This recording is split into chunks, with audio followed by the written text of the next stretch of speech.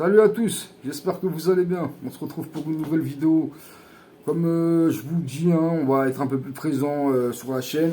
Donc, on est vendredi soir. Vendredi soir, il y avait un match, hein, Marseille. Alors, je ne vais pas vous le débriefer, les gars, hein. Je vous dis juste qu'on est vendredi soir. C'est tout.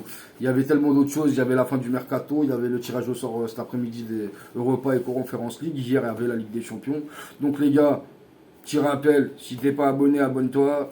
Si tu veux pas t'abonner, abonne-toi pas. Mets un like si tu veux, mets pas de like si tu veux pas. Regarde la vidéo jusqu'à la fin, ça sera déjà bien. Donc pour moi, le match de Marseille, vite fait. Donc je vais pas perdre mon temps. Un match nul flingué à regarder et au score.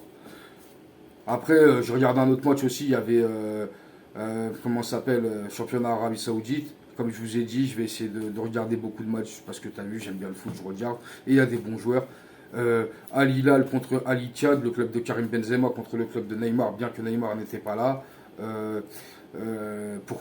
Pour resituer quel club et quel club, le club dans lequel Neymar a signé, c'est Al Hilal, et c'est l'un des meilleurs clubs, si ce n'est le meilleur club d'Asie en général, hein, tu vois, contre l'équipe du moment, Al Ittihad, l'équipe de Karim Benzema, et c'était un match beau à regarder. Mais j'ai décidé de parler des tirages, de la Ligue des Champions, de la petite signature de Randall, hein, parce qu'à l'heure où je vous fais cette vidéo, il a signé. Donc ça y est, le mercato, il est fini. Kolo Muani, il est arrivé. Mais ce qui était le plus important pour moi, c'était les tirages de la Ligue des Champions, qu'ils ont révélé les groupes pour le PSG et pour le RC Lens. Je vais parler d'abord du PSG, vite fait, le groupe de la mort ou le pire des groupes, c'est ce que j'ai entendu. Et j'ai aussi entendu que non, mais moi je suis partisan de non. Dès que j'ai vu le groupe, dès que j'étais en train de regarder les tirages en direct, dès que j'ai vu la fin, j'ai dit écoute, c'est très bien. 3 équipes, 3 challengers, 3 matchs contre ces équipes-là, aller-retour là, tu sais quoi, c'est très très bien.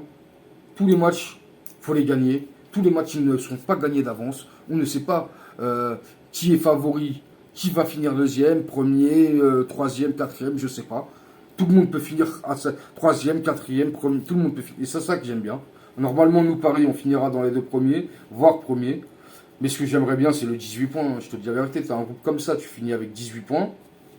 Franchement, tu arrives en huitième de finale, c'est les gens qui n'ont pas envie de tomber sur toi. Parce que si tu finis avec 18 points avec un groupe comme ça, sachant que ça va être des équipes justement qui vont jouer leur chance de qualification, c'est pas des équipes où tu te dis non, mais eux, ils jouent la Europa League, ou eux, c'est pas grave s'ils finissent quatrième. Non, non.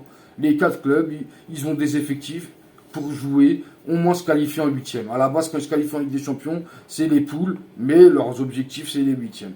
Donc, dans ce groupe-là, les 4 équipes, ils ont le même objectif, c'est huitième de finale. Donc, pour moi, c'est ça qui donne un intérêt à ce groupe-là. Donc, loin d'être le groupe de la mort. Et encore, comme je dis souvent, tu veux gagner contre les forts, tu veux être fort, bah va jouer contre les forts. Ça sert à rien d'être fort contre les faibles. C'est pas fort contre les faibles, ça veut pas dire, c'est pas ça d'être fort. Donc dans tous les cas, voilà, je vous dis, moi personnellement, je suis très satisfait de ce tirage-là, même si il y aurait pu avoir beaucoup mieux un groupe très facile, mais franchement, j'en veux pas des groupes très faciles. Ça nous sert à quoi? Tout le temps, c'est la même chose. Tu as des groupes faciles. À la fin, en huitième, t'es flingué dans tous les cas. Donc même si en huitième tu sors, eh ben, tu auras vu 6 matchs de poule bien, plus 2 matchs aller-retour en huitième contre des bonnes équipes. Pour moi, en Ligue des Champions, tu auras vu des bons matchs. Voilà, t'as vu les mecs, je t'ai dit, ça sera au moins, c'est pas, t'arrives, non. Et si tu t'en sors bien, si tu gères le groupe, franchement, point de vue comment ça s'appelle, énergie positive, tu arrives à sortir de ce groupe-là avec 15 points ou 18 points, ça serait 18 points, laisse tomber, tu marches sur l'eau, tu vois. C'est 6 victoires. 18 points, c'est 6 victoires.